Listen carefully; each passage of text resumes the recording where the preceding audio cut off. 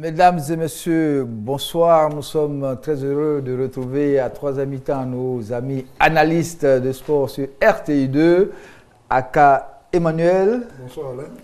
Eh bien, le nouveau venu, Koulibaly Seydou, de Nord-Sud, Super Sport. Je suis allé demander de Nord-Sud quotidien, et puis félicitations, vous êtes DP maintenant de Nord-Sud quotidien.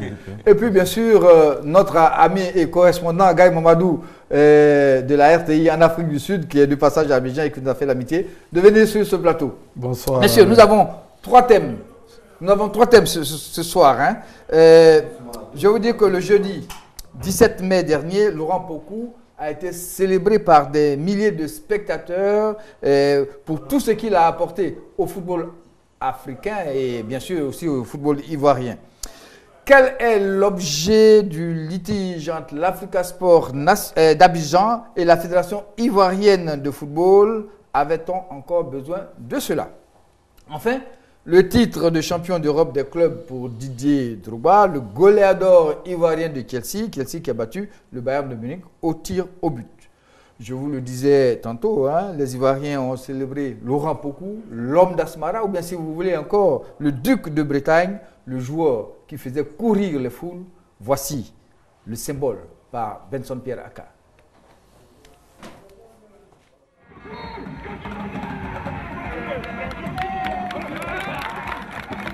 Laurent Pokou fait partie du patrimoine de la Côte d'Ivoire. En plus de la basilique Notre-Dame de la Paix de Yamoussoukro, des plages de Monogaga ou d'Assini, des artisans de Ouaraniéré et autres, les promoteurs de tourisme en Côte d'Ivoire doivent inscrire au programme de leurs excursions une visite à Laurent Pokou. L'homme aux multiples surnoms, l'homme d'Asmara, le duc de Bretagne, l'empereur Baoulé, LP, est l'une des rares personnalités au monde célébrées de leur vivant. À travers Laurent Pokou, il faut voir un message du don de soi, un message du jusqu'au bout, un message de la gagne, quelqu'un qui sait se relever. Quand son équipe est menée, il s'arrange. On ne sait où il sort cette force-là pour revenir à la hauteur de l'adversaire et de prendre le dessus. Et c'est ça que la Côte d'Ivoire doit regarder en cet homme. Le jeudi 17 mai 2012, au stade Robert Champoux de Marcory, une fois encore, l'on a tenu à honorer l'homme qui a sémé la désolation dans les défenses de Côte d'Ivoire, d'Afrique et de France. Un hommage que Laurent Pokou, ému comme un adolescent devant l'objet de sa passion, a savouré. C'est une joie, mais je voulais dire merci au ministre. Et je pense que vous voyez qu'aujourd'hui, le stade du Champoux a à moitié plein. Pour vous dire que le sport est un facteur d'union, de rassemblement. Et c'est pour cette raison que je voulais même lancer un appel en ce jour pour dire qu'il va falloir faire une caravane des anciens footballeurs pour la réconciliation dont notre pays en a tant besoin. Et je pense qu'il n'y a pas mieux, que le sport pour pouvoir apporter un plus. Il y avait dans la foule des spectateurs témoins des exploits de Pokou et des jeunes qui, 20 ans après la retraite footballistique de LP, n'étaient pas encore nés. C'est bien la preuve que Laurent Pokou est éternel.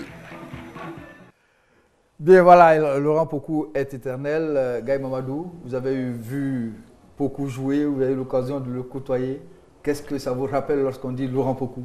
De grands souvenirs, mais une très grande déception lorsque Laurent Pokou dit que le stade est à moitié plein. Je crois que pour un héros national, un héros continental, il mérite mieux que ça. Et puis, ce n'est pas au stade Champoux qu'il faut célébrer une telle personnalité. Le Félicia devait craquer. Donc, je pense qu'il faut revisiter cette situation. Je me sens un peu frustré parce que Laurent Pokou mérite beaucoup mieux que cela, plus que cela. C'est d'où? Oui, pour abonder dans le même sens que Gaï, je pense que Pokou mérite de la nation ivoirienne. Parce que dans le football ivoirien, il y aura toujours un après Pokou. Il y aura toujours Pokou et un après Pokou. Mais c'est comme le Brésil a eu Pelé, la Côte d'Ivoire a eu Pokou. Et puis après, tous ceux qui viennent, ils ont d'abord été comparés à Pokou. Et puis après, ils ont eu leur qualificatif, que ce soit Ben Badi, que ce soit Drogba. Mais Pokou a été celui qui vraiment a porté le drapeau très haut. Et moi, je garde un souvenir particulier, j'étais tout petit, j'étais tout jeune. Je venais d'avoir mon entrée en 6e. Et puis, j'ai un oncle qui m'avait promis, tu es premier de ta classe, tu as l'entrée en 6e. Moi, je t'offre un cadeau parce que j'aimais bien le football. Tu iras voir le match à Sec Afia. Et j'étais assis derrière les filets. Et j'ai pleuré. Tellement le stade était plein. Nous étions à même la pelouse et j'ai pleuré.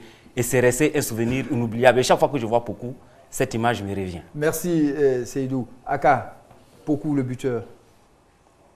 Tu sais, Alain, on a dans l'imagerie populaire du football ivoirien, on a souvent entendu parler de Seri Mogador, de Kwasi Taboa, de André Ba. C'est des joueurs que nous n'avons pas connus. Mais l'histoire nous a révélé que c'était de très très grands joueurs.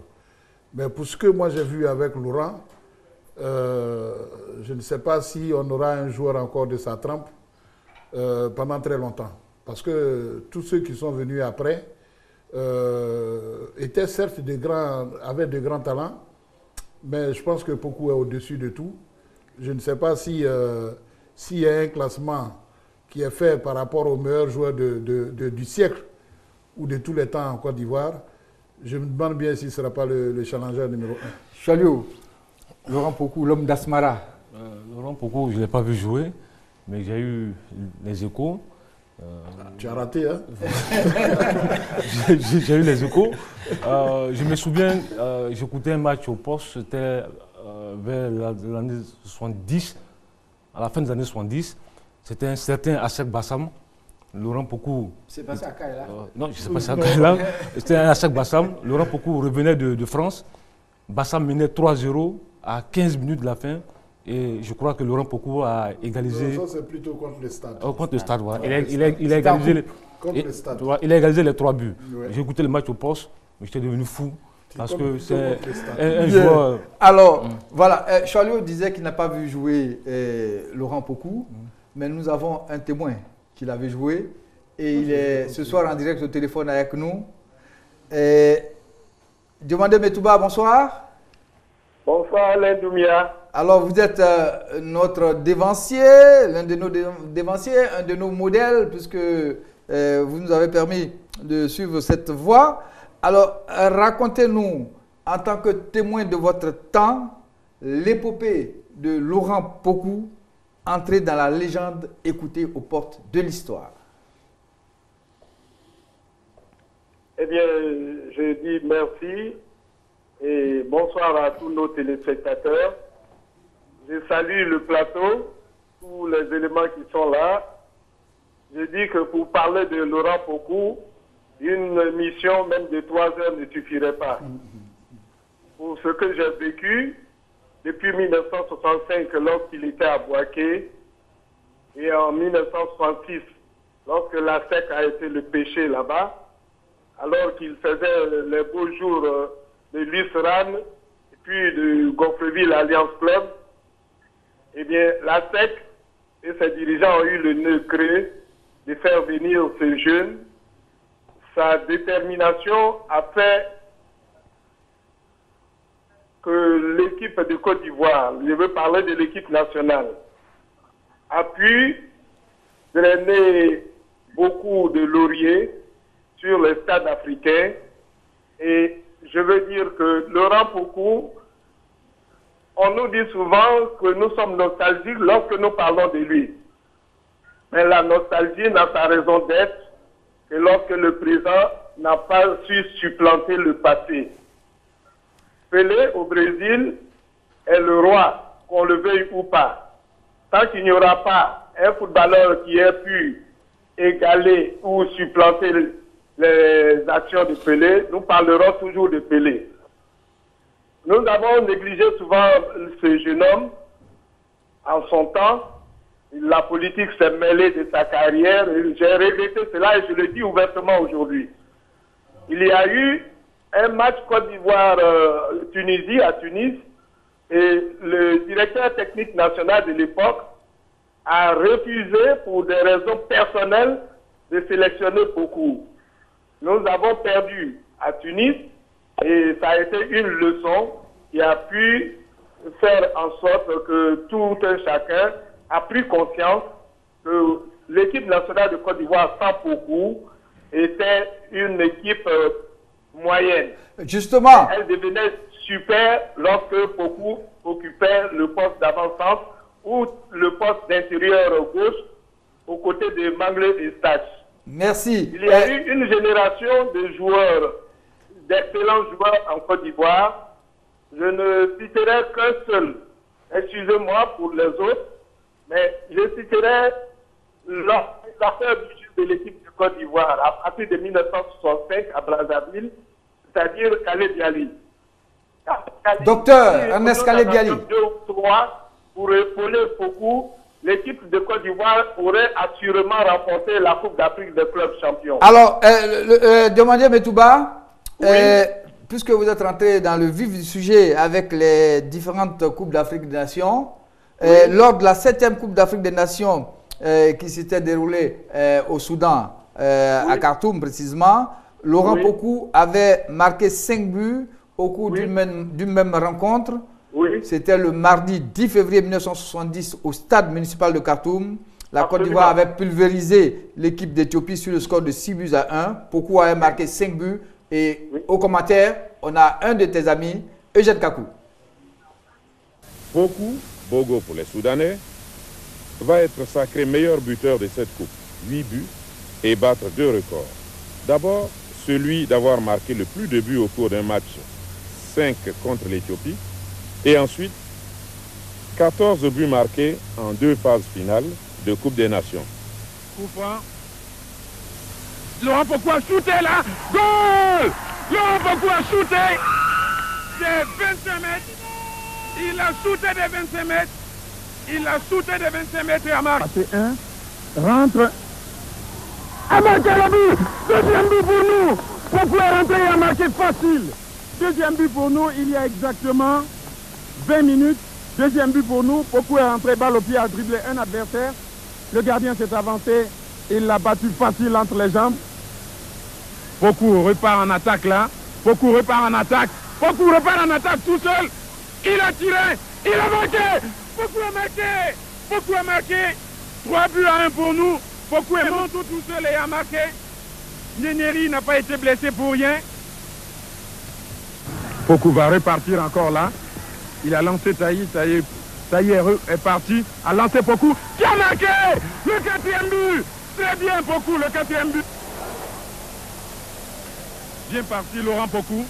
Laurent Pokou part seul là. Goal! 5e but Laurent Pokou.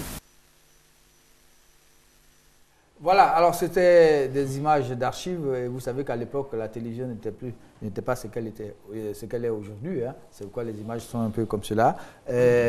Alors, nous avons toujours demandé Metouba, on va l'interpeller tout à l'heure. Seydou, Laurent Pokou, c'était un buteur. Oui, c'était un buteur d'exception. La preuve, il est resté longtemps recordman d'Afrique au niveau des Coupes d'Afrique des Nations. Et puis, Pokou était un joueur exceptionnel, quelqu'un capable de renverser la vapeur à lui tout seul. Il y a des exemples, hein, que ce soit par exemple le match à Sec à Afia, ici, où il avait promis la veille. Je me souviens très bien, sur les mêmes antennes de la RTI, il avait dit, Chérif Souleymane l'avait titillé un peu, et il avait dit qu'il prenait tout le peuple ivoirien à témoin, que dans les 30 premières minutes, il allait marquer 3 buts. Et au bout de 26 minutes, 29 minutes exactement, il avait réalisé son pari. Et puis après, bon, les choses ne s'étaient pas bien passées pour la SEC, mais Pokou avait fait son match. Les autres auraient fait autant, je pense que la SEC serait qualifiée. C'était un buteur exceptionnel, capable de porter à lui seul une équipe. Et ça, je me souviens encore d'une anecdote. C'était un match à Sec d'Aloa, au stade Houphouët-Boigny. Et Simplice Mbessé Zinsou était à la diffusion, j'écoutais le match à la radio. Et il disait comme ça pour s'amuser, au stade Houphouët-Boigny, ici, quand on lui a donné l'antenne, il y a 3 équipes, à Sec 0, Daloa 0, Laurent Pokou 3. Mamadou, justement, en tout cas, c'est très anecdotique. Le record de Pokou a été battu par Eto'o après 5 CAN, puisque Pokou en avait 14. Eto'o a battu ce record le 1er février 2008 avec 16 buts. Et tout à fait. Donc, il a fallu 30 ans pour pouvoir battre ce record. Cela est très significatif et je pense que, comme je l'avais dit tout à l'heure, il faut honorer ces légendes lorsqu'ils sont encore vivants. la plupart du temps en Afrique, on le fait lorsque ces gens disparaissent. Aujourd'hui, c'est un privilège, c'est un honneur d'avoir encore Laurent Pokou. Et je pense que vraiment, l'hommage qui lui a été rendu au stade Champrou ou je ne sais, au parc des sports, n'est pas digne de Laurent Pokou. C'est une bonne initiative quand même. Hein? Oui, mais justement, il faudrait que cette initiative-là soit faite à la hauteur de l'individu. Laurent Pokou doit être honoré dans le plus grand stade de Côte d'Ivoire. Merci. Alors, nous sommes toujours avec Diomandé Metouba. Oui, Diomandé Metouba? Oui. Oui, alors, doyen, dites-nous, on l'a appelé le duc de Bretagne quand il est allé à Rennes. Est-ce que vous avez quelque chose à nous dire là-dessus? Son aventure à Rennes? Oui.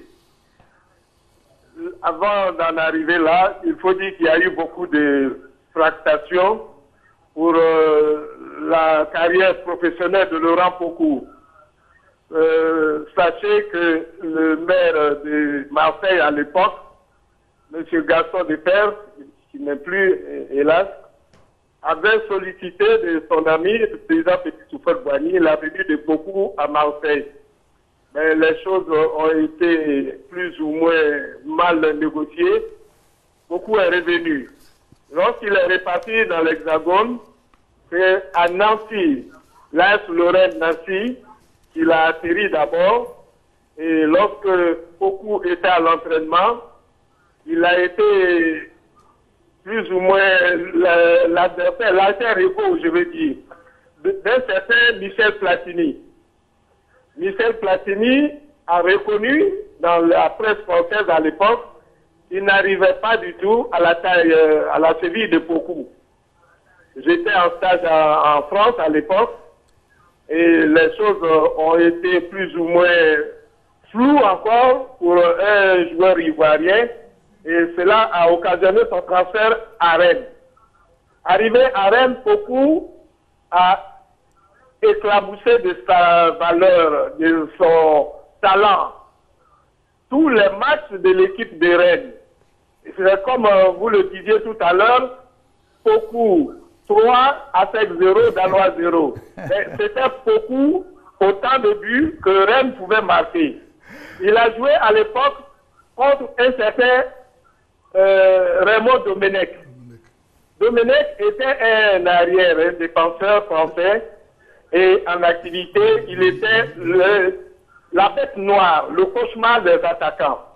Mais c'est Pokou qui a su mettre un terme à la carrière professionnelle de Raymond Domenech. Demandez, Metouba, vous avez dit tout à l'heure que pour parler de Pokou, ce serait 3 heures. Et là, malheureusement, hein, on sait que vous aurez pu nous dire encore beaucoup, davantage sur Laurent Pokou. On va te dire merci d'avoir participé à l'émission avec nous. L'émission se poursuit et puis on espère qu'on aura l'occasion de t'avoir à nouveau avec nous au cours des prochaines émissions de 3e mi-temps.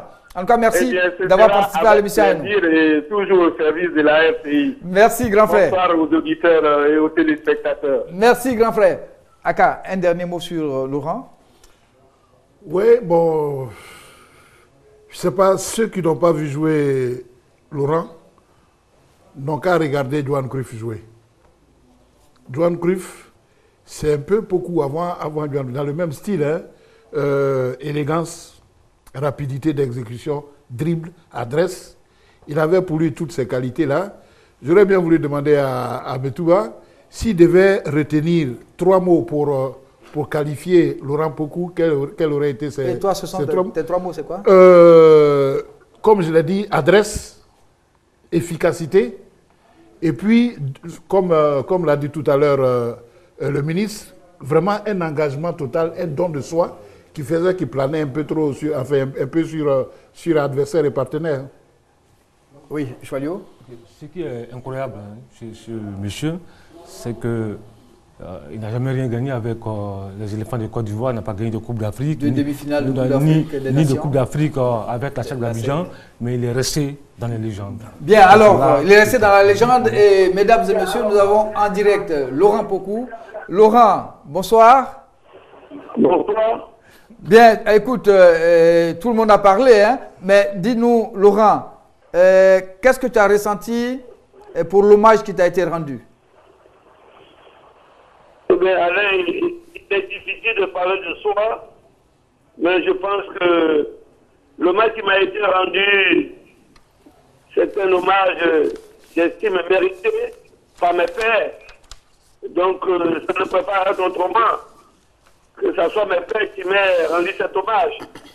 Donc, j'apprécie la chose à sa juste valeur et j'estime qu'à travers moi, cela doit se faire au même titre qu'un basketteur, un voleur, un rugbyman, que sais-je, pour que tous ceux qui ont porté un temps soit peu au sport, au haut niveau, pour ce pays-là, doivent être honorés de leur vivant. Et c'est ce que je l'avais dit lors de cette match. Donc, c'est un hommage qui m'a été fait et j'apprécie la chose à sa juste valeur. Alors, Laurent, je sens que tu as beaucoup d'émotions dans la voix, mais si je te dis Fanny Ibrahima, Obrou André, Nyengeri Denis, Akassou Akran Jean-Baptiste, Diagou Mathias, Bazo Christophe, Ernest Kalebiali, Niaoure Bernard, Laurent Pokou, Taï François et Loseni Demandé, ça te rappelle quelque chose? Ça c'est la tête de l'équipe nationale de 1970. On avait une très belle équipe. J'ai entendu Sorio disait que malheureusement, il n'y a pas rappelé de Coupe d'Afrique pour mon pays, ni Coupe d'Afrique pour mon club. Oui, c'est là que c'est expliqué parce qu'à cette époque, personne ne savait même pas l'équipe nationale se déplaçait. Il n'y avait pas d'appartement. Les personnes étaient attendues. Sinon, on a fait dans les mêmes conditions que les éléments de conduite, je pense que la victoire aurait eu laurier. Ok, Laurent. J'aurais pu faire beaucoup de choses. Voilà, Laurent. En tout cas, nous sommes très heureux que tu aies participé à l'émission avec nous. En tout cas, tu sais que tout le monde t'aime bien. Et puis, tu as tellement rendu de bonheur aux Ivoiriens dans ton équipe, l'ASEC ou l'équipe nationale de Côte d'Ivoire. En tout cas, tous ceux qui ont eu à te rendre cet hommage-là, nous les félicitons parce que ça a été un grand moment pour eux, pour toi et pour nous. Merci Laurent et puis à très bientôt. Alain, permet de saluer tout le monde qui est sur le plateau à Caille Mondial, mon jeune frère. Il y a beaucoup d'actions. Oui, il y a Gaï Mamadou, il y a Choualio, il y a Seydou. Tout le monde. En tout cas, merci pour encore cet hommage que vous me rendez, parce que c'est encore un autre hommage à travers cette émission. Je voulais te dire merci à la Côte d'Ivoire sportive, que Dieu nous garde. Merci Laurent et puis à très bientôt. Messieurs, vous savez qu'on est limité par le temps. On va passer au deuxième sujet, au deuxième thème.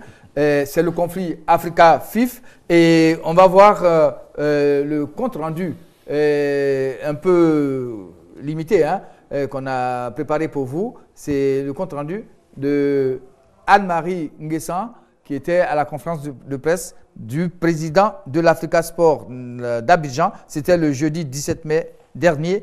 Konechek Oumar, le PCA de l'Africa Sport. C'est au secrétaire exécutif de l'Africa Sport d'Abidjan, Sangaré Mohamedou, qu'il est revenu de planter le décor de ce qu'on peut appeler une autre affaire Africa FIF. Le secrétaire administratif chargé des qualifications des joueurs, Assemia Kassi, après un bref exposé sur la procédure de qualification, a conclu que l'Africa Sport n'a fait que se soumettre à l'application de cette procédure. De ce fait, il ne comprend pas non plus la sanction de la commission de discipline. Le clou de cette conférence de presse a été l'intervention du président de l'Africa Sport d'Abidjan. Konechek Oumar, fatigué selon lui des complots de la FIF, a exprimé le ras-le-bol de son club sur ce qu'il a appelé l'incompétence de l'équipe fédérale. La décision de l'Africa Sport d'Abidjan, suite donc à la sanction de la commission de discipline, a été enfin donnée. L'Africa va introduire un recours contre cette décision que je dirais même qui est nulle et inexistante dans la mesure où elle s'appuie sur des argumentaires ridicules. Konechek Oumar a pour finir invité la Fédération ivoirienne de football à se ressaisir et à œuvrer pour le développement du football en Côte d'Ivoire. Alors, la FIF sanctionne le joueur Inaïs Stéphane Desson, dit Pelé Guéré, de 24 mois de suspension pour fraude sur l'identité après le match de la 8e journée contre l'USC Bassam. Son club, l'Africa Sport, écope d'une amende de 1 million de francs ainsi que la perte du match contre Bassam. Le jeudi 17 mai, le samedi 19 mai, la FIF réagit au cours d'une conférence de presse prononcée par Sori Diabaté, qui est le premier vice-président de cette fédération, et il donne des explications. Rien que pour rétablir la vérité sur certaines informations qui vous ont été données. Cette mise au point du vice-président de la Fédération ivoirienne de football pour commencer cette conférence de presse essentiellement consacrée à la sortie du président de l'Africa Sport suite à la sanction de la commission de discipline relative à la fraude sur l'identité du joueur Inaïs Stéphane. Explication du président de la commission de discipline mise en cause par l'Africa Sport. Il n'y a pas de complot, il n'y a pas de chasse, il n'y a absolument rien. Il n'y a qu'une saine application des statuts. Et c'est ce qui est important. Le football ne peut être fort que si les tests qui le régissent sont respectés. Sori Diabaté, tout en abondant dans le sens de Charles Dogu, a mis un point d'honneur à lever certaines équivoques. Cette conférence de presse a été aussi l'occasion pour le président de la Ligue professionnelle de lever un coin de voile sur le financement des différents championnats. Sori Diabaté a demandé aussi aux uns et aux autres de ne pas adopter une attitude de déstabilisation, mais d'aider plutôt à la mise en place d'une fédération forte pour le développement du football ivoirien, profitable à tous. Seydou, est-ce qu'on peut en savoir un peu plus? Qu'est-ce qui s'est passé exactement? Bassam a été débouté de sa réclamation? Oui, tout à fait. C'est tout à fait logique que Bassam soit débouté. De toute façon, Bassam n'avait pas posé une réclamation nominative.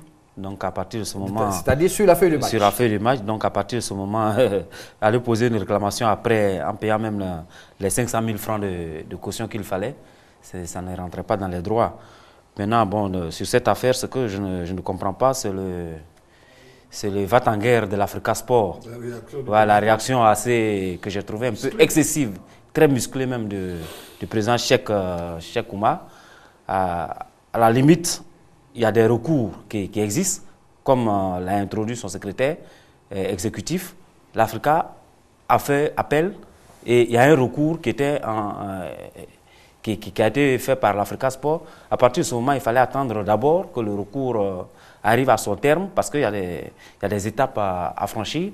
Et maintenant, concernant le joueur, est-ce qu'il y a eu fraude, oui ou non, sur l'identité? Bon. À partir de ce moment, alors, la commission de discipline a le droit d'intervenir. Oui, alors vous avez raison de poser cette question.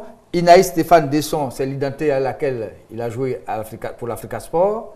Et c'est cette identité qui se trouve dans les fichiers de la Fédération ivoirienne de football. Mais par contre, il a une autre identité, Hiro Gueye Inaïs Stéphane Desson, c'est-à-dire qu'en fait, il a coupé son nom en deux. Il a retiré Hiro Gueye et il a gardé Inaïs Stéphane Desson.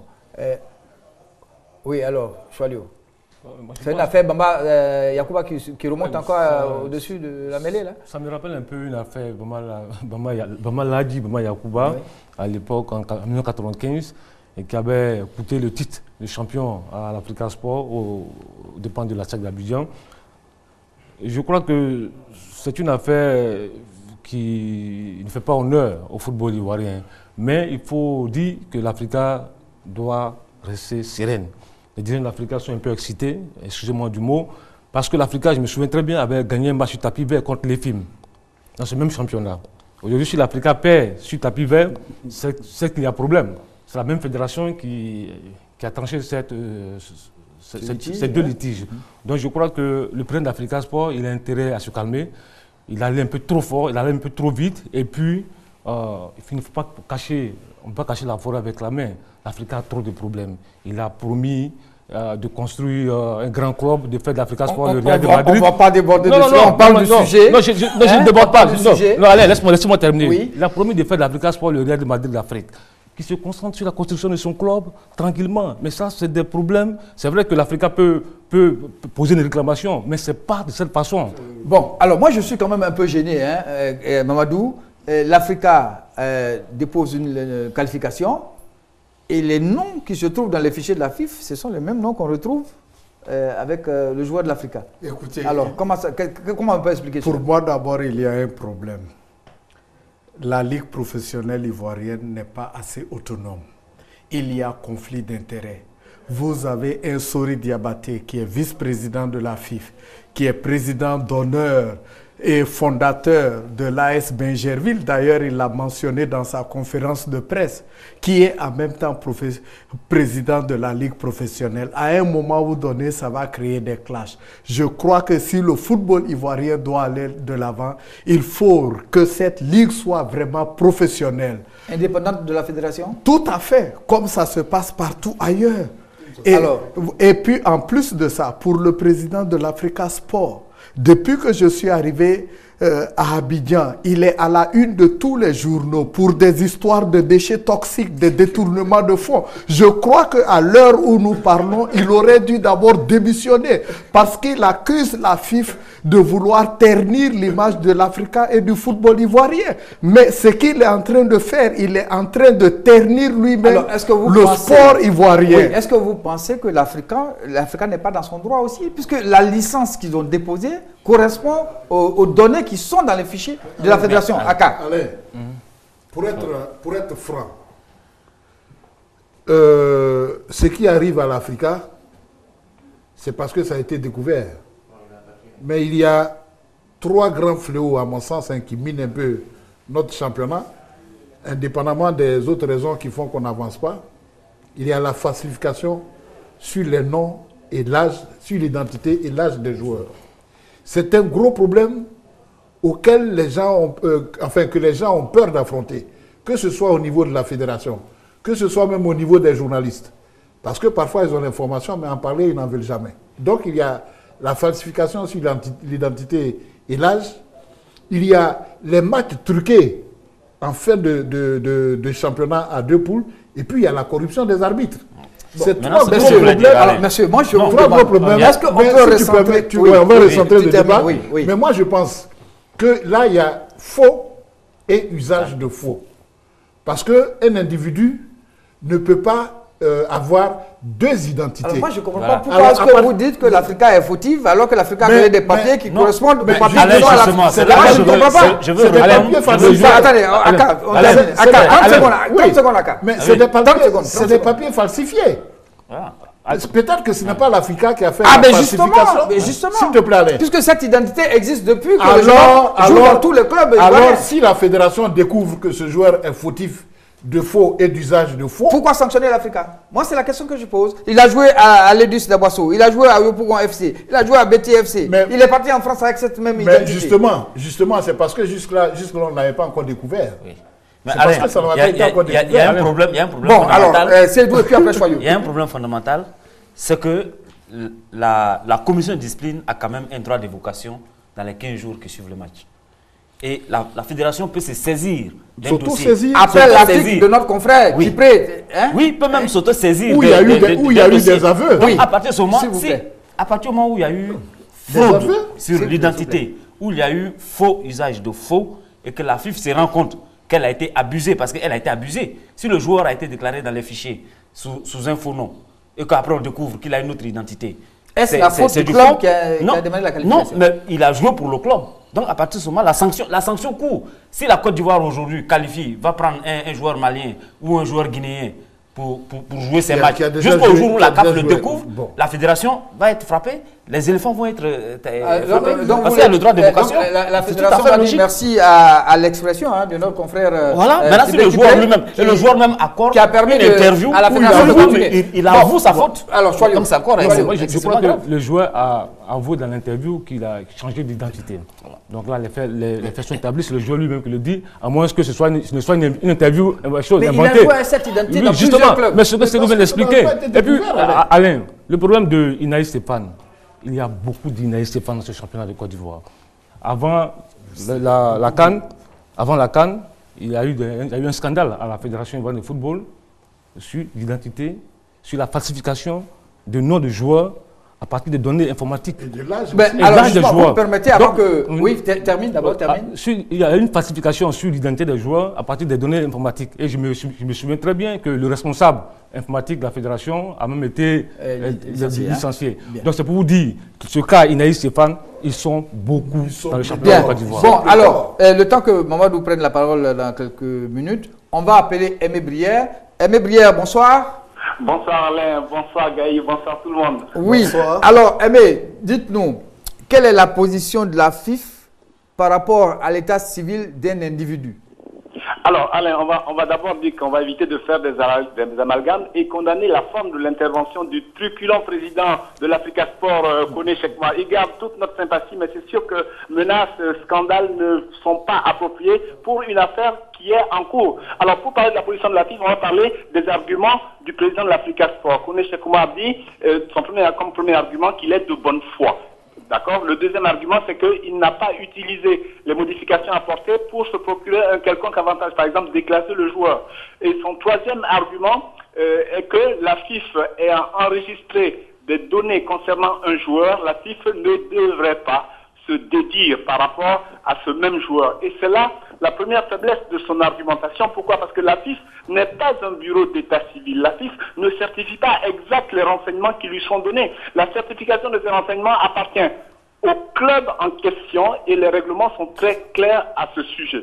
Maintenant, Soyou a évoqué le fait que la FIF ait soulevé le problème. Mais la FIF peut soulever le problème parce qu'elle va utiliser son droit d'évocation, notamment lorsque le joueur Inaï Desson Stéphane Le Pellegrini lui-même a avoué avoir porté des modifications sur son identité. D'accord? Mais alors, à partir de ce moment-là, eh bien, la FIF est tout à fait dans son droit, n'est-ce pas, de remonter le cours normal. Le cours normal, c'est quoi? C'est le joueur qui donne ses papiers au club et le club qui fait enregistrer ses papiers auprès de la fédération. Pourquoi est-ce qu'on sanctionne le club?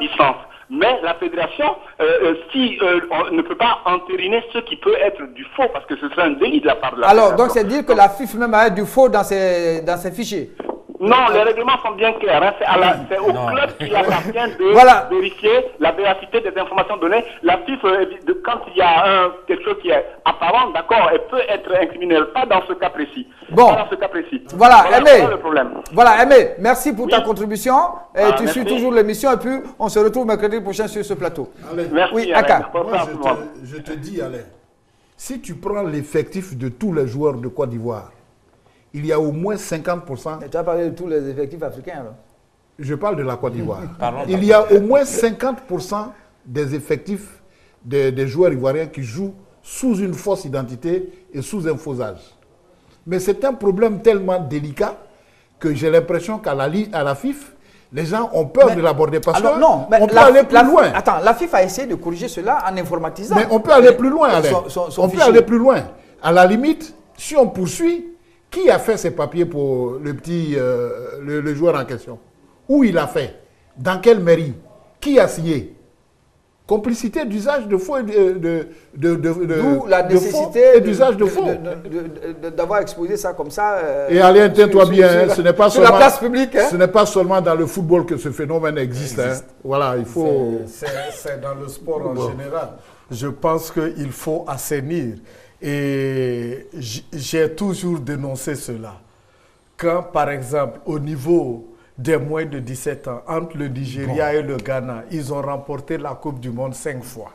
Avec des joueurs. Comment je peux vous battre quand nous avons 17 ans et que je ne peux pas vous battre quand nous avons 25 ans? Et puis, en plus, les États africains se réjouissent, célèbrent ces genres de victoires, où tout le monde sait que c'est à partir de la tricherie.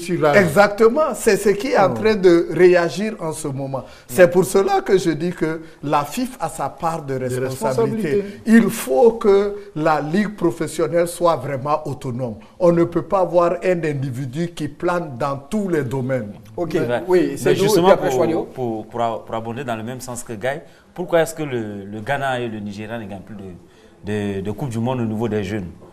Parce que justement, la FIFA a introduit le test des poignets qui permet d'établir avec beaucoup d'exactitude, à des semaines près, l'âge d'un joueur. Donc à partir de ce moment, on s'est rendu compte que il y a un tassement qui s'est fait au niveau de la Coupe du Monde et que maintenant, au niveau des jeunes, le Ghana et le Nigeria ne gagnent plus. Ouais, ce qui est incroyable, c'est que lorsque vous jetez un regard sur le lieu de naissance de quasiment tous les joueurs de Côte d'Ivoire, ils sont tous nés à Niamey. Ah bon? Ils sont tous nés à Niamey. Il faut s'interroger. Vous avez vérifié? Ils sont tous nés à Niamey. Il y a un problème. Il nous reste 20 minutes d'émission. On a le dernier thème, un dernier tour de table sur cette question entre l'Africa et la FIF. Aka Emmanuel. S'il te plaît, Alain, ce que je voulais ajouter, c'est que, bon, à la décharge de la FIF, il faut dire que la FIF ne peut pas vérifier ou tester l'authenticité de tous les actes de naissance qu'ils reçoivent. Mais il appartient aux clubs de prendre leurs dispositions pour ne pas tomber sous le coup de la loi. Parce que lorsqu'il y a ce genre de situation et qu'il y a le droit d'évocation de la fédération, ou si c'est une équipe qui pose réserve contre ce joueur, élément contre élément, je vous assure que je suis convaincu que toutes les équipes qui ont posé réserve ont tous les éléments qui prouvent qu'il y a eu falsification. Ok, Moadou, le dernier mot. Donc, pour terminer, le problème essentiel là-bas, c'est la triche sur l'âge. C'est pour ça qu'il y a ce changement de nom. C'est pour tout juste diminuer l'âge pour pouvoir jouer ailleurs. Et en plus, quand j'ai revu et entendu toutes les conférences de presse, le président de l'Africa Sport qui parle de ternir l'image du football, je pense que vu tout ce que j'ai vu depuis que je suis arrivé en Côte d'Ivoire, qu'il démissionne d'abord. Qu'il démissionne d'abord. Voilà. Alain, je pense que tout à l'heure j'ai parlé du fait que quasiment tous les joueurs de Côte d'Ivoire étaient nés à Niamey. C'est une réalité. Il faut faire attention, on rit avec ça, mais c'est vraiment une honte pour la Côte d'Ivoire. Et il y a des intermédiaires, des soi-disant intermédiaires. Ce joueur, Inaïs Stéphane, dit Pelé Guéré, il a fait le tour de la Côte d'Ivoire, ensuite il a tourné à travers le monde. Il est revenu par le trichement d'un soi-disant intermédiaire qui le fait venir à l'Africa. Bon, c'est le dernier mot. Oui, je pense que ce n'est pas une affaire qui fait honneur au football ivoirien. Mais ce qu'il faut dire, il faudrait que les dirigeants de l'Africa mettent un peu de l'eau dans leur vin et ne soient pas si excessifs dans leurs propos. Parce que je pense que ce n'est pas bon. Et ce que je conseillerais peut-être, c'est que là, l'Africa, tout comme la FIF, n'est pas forcément fautive. Parce que c'est sur la bonne foi de la déclaration du joueur, que l'Africa a introduit une demande de licence. Et que c'est sur cette même bonne foi que la FIF a attribué une licence et a permis aux joueurs de jouer. Voilà, donc, que le joueur soit sanctionné, c'est tout à fait logique, mais que l'Africa soit sanctionné en recours, je pense que bon. Voilà, pour éviter que cela se répercute sur la place publique, pour éviter tout ça, il faut que les clubs aient un secrétariat général fort. Voilà. Un club, ce n'est pas seulement le jeu du dimanche, c'est aussi une administration forte. Il y avait deux secrétaires généraux à l'époque qui étaient très forts. Il y avait Eliamon à la SEC, et puis celui de l'Africa. Eliasson, qu'on salue. Et puis celui de l'Africa, c'était l'ancien joueur Lille Lambert. Et puis Makan Keita. Bon, voilà, je vous en prie, on va avancer. Non, c'est fini. Aka, vous avez commencé. On doit avoir l'occasion de revenir sur ce sujet. On va passer au troisième thème. Vous savez que samedi dernier, ça a été la fête ici à Abidjan. Et Drogba est devenu héros de Chelsea. Chelsea a remporté la Ligue des Champions en Europe. Ribéry en retrait avec Toni Kroos. Le centre de Kroos pour la tête piquée et l'ouverture du score. Cette fois-ci, il ne peut rien mettre 7 sur cette tête piquée de Thomas Müller qui rebondit sous la barre transversale. Le Bayern archi dominé cette rencontre et parvient tout de même dans les 10 dernières minutes à ouvrir le score. Le premier corner de Chelsea sera peut-être le bon. Didier Drogba est là, Lampard également.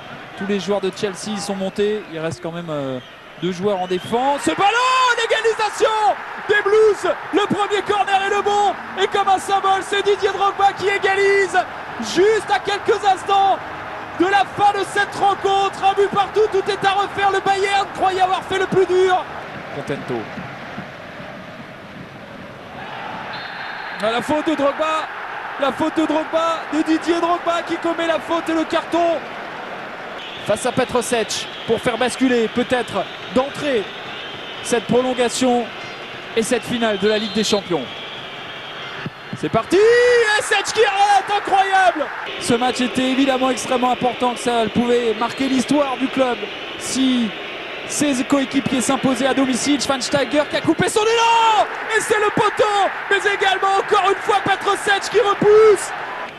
C'est lui qui a égalisé, notamment évidemment en deuxième mi-temps. C'est lui qui a aussi occasionné le pénalty, il a l'occasion de se rattraper. Drogba qui va frapper, et Drogba qui marque, et Chelsea qui est champion d'Europe. Ce trophée de champion d'Europe, il est pour Chelsea, vainqueur de la Ligue des Champions en 2012, champion d'Europe pour la première fois de son histoire. Voilà, ça a été un grand moment de bonheur. Et mesdames et messieurs, nous avons un de nos anciens qui est en direct avec nous. Eugène Kakou, bonsoir. Bonsoir Alain, comment bonsoir Big Boss. Alors, tu as entendu Metouba tout à l'heure et il a parlé de Poku. Toi, tu nous parles de Drogba là. Tu as été heureux qu'il remporte cette coupe. Metouba d'éteindre ses cheveux un peu. Alors, est-ce que tu as été heureux de savoir que Drogba a enfin pu gagner un titre? J'ai été très heureux. Très heureux parce que la Côte d'Ivoire a dominé toute l'Angleterre. Il ne faut pas oublier que les deux frères Touré ont été champions d'Angleterre, que Drogba et Kalou ont été vainqueurs de la Coupe d'Angleterre et que les deux mêmes sont devenus champions d'Europe. Alors on ne peut qu'être fier de ces garçons-là. Bien, alors tu restes avec nous pendant l'émission. Mamadou, Drogba, tout le monde était sceptique, il a 34 ans, il est pratiquement fini, il va à la retraite. Et puis pendant ces derniers temps, Drogba montre autre chose. Oui, bon, faut dire 4e meilleur buteur de Chelsea de tous les temps avec 157 buts. Meilleur buteur pour les matchs européens de Chelsea avec 34 buts. Et il offre le premier trophée de la Ligue des Champions à Chelsea. Il faut reconnaître que c'est fantastique, c'est brillant, mais moi, ça me laisse sur ma faim. J'attends qu'il fasse la même chose pour les éléphants. Chelsea, c'est en Angleterre, nous sommes en Afrique, en Côte d'Ivoire. Alors, c'est nous, on parle de la saison quand même de Didier. Hein. Oui, je pense que ça a été, non, pas mi-figue, mi-raisin, je dirais que c'était une saison difficile au départ, parce qu'avec un nouvel entraîneur qui arrivait avec de nouvelles méthodes à Chelsea, Villas-Boas, qui avait voulu totalement chambouler les habitudes, et il a mis au placard pratiquement les tauliers, qui sont Terry, Lampard et Drogba. Et on a vu ce que ça donnait. Chelsea a eu du mal à l'allumage.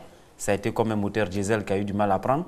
Et au fil des rencontres, quand le Tsar, je l'appelle le Tsar, Abramovich, s'est rendu compte que son équipe ne tournait pas rond et qu'il a laissé Di Matteo reprendre les rênes, du coup, les tauliers ont été remis en selle et Chelsea a retrouvé de son élan. Mais malheureusement pour eux, le championnat était déjà joué parce qu'il se jouait entre maintenant les deux clubs de Manchester, City et United. Et puis, ils ont réussi à prendre quand même la Coupe d'Angleterre. Et c'était vraiment pour la carrière que Drogba a eue, c'était important quand même qu'il gagne la Ligue des Champions après avoir raté quand même 4 finales. Perdre 4 finales de suite, 2 au niveau de la CAN, et une finale avec des Ligues des Champions avec Chelsea, et puis une finale même de la Coupe de l'UEFA avec l'OM. Je pense que cette coupe-là était pour lui, et on l'a vu dans le déroulement du match. Et remettre Chelsea en selle en marquant d'un coup de tête, provoquer un penalty qui aurait pu sceller le sort de Chelsea. Alors, vous parlez du coup de tête voilà. de Didier, hein, mais le même coup de tête sur cette passe de Yaya, la même puissance. Oui, mais là, techniquement, quand tu regardes... ouais, c'est le deuxième but des éléphants contre la Guinée équatoriale. Quand tu regardes Didier partir sur ce coup franc, le défenseur ne le voit pas. Ouais. Et la force, c'est d'avoir non seulement la détente, mais de pouvoir passer devant le défenseur. Et avoir une puissance. Voilà, c'est ça. La puissance est passer devant le défenseur. Lorsque vous regardez le but contre Bayern, Boateng, à un moment, ne sait même plus où se trouvait Didier. Et il a eu le temps de passer tout juste devant lui pour reprendre cette balle. Je pense que c'est des combinaisons qu'ils ont dû faire très longtemps, très souvent à l'entraînement avec Mata. Merci Aka. Choyot. Moi, je pense que Didier, il a un jeu de tête phénoménal depuis qu'il évolue à Guingamp. il marquait beaucoup de la tête. Mais en sélection, jamais on a su mettre en avant cette qualité de Didier Drogba. Alors, Ça, c'est la faute à qui, ça? Ah, mais ça, c'est le coaching, c'est le coaching, c'est l'entraîneur, c'est tout. Parce que Didier, on l'a vu, il a commencé à Guingamp, il s'est révélé à Guingamp, il marquait beaucoup de la tête, mais avec les éléphants, jamais Didier. Alors, puisque vous parlez des éléphants, Eugène Kakou. Eugène Kakou? Oui, je vous écoute. Oui, alors il y a deux challenges qui se profilent à l'horizon, la CAN 2013 et la Coupe du Monde 2014. Pensez-vous que Didier soit apte à y participer? Oui, je pense qu'il est apte à y participer. Il a 30 et quelques années, 34 ans je crois. Oui, 34 ans. Bon, mais c'est pas... Il n'est pas... D'ailleurs, je voudrais me fâcher un peu avec un journal d'ici qui, la veille du match, a dit les vieux contre les jeunes. Mais ce journal-là a constaté que les vieux, justement, oui, la vieillesse contre la jeunesse. Mais ils ont vu que la vieillesse, comme on dit chez nous, quand on est jeune, là, on sait courir, mais on ne sait pas se cacher. Ok. Alors, vraiment, je trouve qu'il peut encore jouer, mais ça dépendra des entraîneurs qu'on a. On n'est pas obligé d'en faire un titulaire... Comme à Chelsea ces derniers temps. Mais oui, il peut entrer en tout cas, en plein match. Et Jean Kakou, oui. Encore merci d'avoir participé à l'émission avec nous. Il nous reste 5 minutes. Mais c'est moi qui vous remercie. On a été très heureux de t'entendre. Mais moi, j'ai été très heureux d'écouter Metouba ce soir. Okay. C'est mon maître. Voilà. Encore merci Eugène. Bonne soirée. À prendre la parole à l'antenne juste après les Blancs, après Guy Monouri. Voilà. Et nous sommes venus après. C'était bien de le signaler. Merci Eugène. Bien, allez. Ok, Mamadou, son départ de Chelsea. Oui, c'est tout à fait normal. Il a annoncé qu'il quittait Chelsea. Il quittait Chelsea. Et vous m'avez dit, hors micro, là, que c'était normal qu'il s'en aille. Oui, effectivement, il y a le club de Shanghai Shenhua qui le poursuit. D'ailleurs, depuis plusieurs mois, le président de ce club était sorti pour dire que, écoutez, nous allons draguer Drogba comme on drague une nana. On va lui envoyer des bouquets de fleurs, du parfum, on va l'inviter au restaurant. En fin de compte, nous sommes convaincus qu'il finira par céder. Ils sont prêts à mettre le paquet. Et après ce succès, je pense qu'il est temps maintenant d'aller moissonner. Bien. Alors, Seydou, on a un autre Ivoirien qu'on ne va pas oublier, c'est Kalou, qui a remporté aussi autant que Didier cette coupe. Et c'est aussi bon pour la Côte d'Ivoire. Oui, c'est bon pour la Côte d'Ivoire. Comme l'a souligné tout à l'heure le grand frère Eugène Kakou, ça a été l'année des Ivoiriens en Angleterre. Les frères Touré ont été champions d'Angleterre, ce qui n'était pas arrivé à City depuis belle lurette. Et puis Drogba et Kalou ont brillé en Ligue des Champions. Et surtout Kalou qui gagne enfin un trophée majeur avec Chelsea. Et c'était vraiment important. Voilà Kalou justement. Voilà. Même s'il n'a pas été titulaire à part entière cette année, il a très peu joué. Il a été beaucoup mis sur le banc. J'ai vu qu'au cours de cette finale... Mais il a eu sa chance au cours de cette finale avec les suspendus et les blessés que Chelsea avait. Il a été très défensif, ce choix du Oui, mais il a joué son rôle qu'on lui a demandé. C'est le choix de Di Matteo. On a vu que l'équipe de Chelsea était une équipe beaucoup défensive qui a misé sur cette qualité-là. Elle était vraiment bien en place, bien présente sur le plan défensif. Et ce qui a fait la différence, c'est que Chelsea n'a pas joué un jeu à la barcelonaise. Chelsea a misé sur ses forces avec cette arme défensive-là, avec un Didier Drogba devant qui a fait la différence. Didier à Kalou, un mot sur Kalou. Bon, disons qu'il a quand même tiré son épingle du jeu. Mais il m'a laissé un peu sur ma faim. Je m'attendais à vraiment mieux de sa part.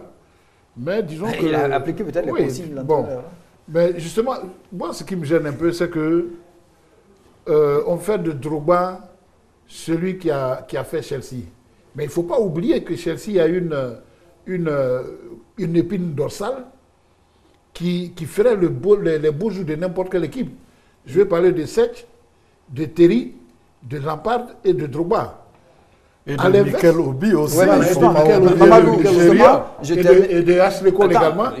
Mais justement, le problème, c'est que les autres équipes renouvellent presque leur effectif tous les 2 ans ou 3 ans. Quand vous regardez l'effectif de Chelsea, ça fait au moins 6 ans que ces mêmes personnes jouent ensemble. Ok, merci Aka.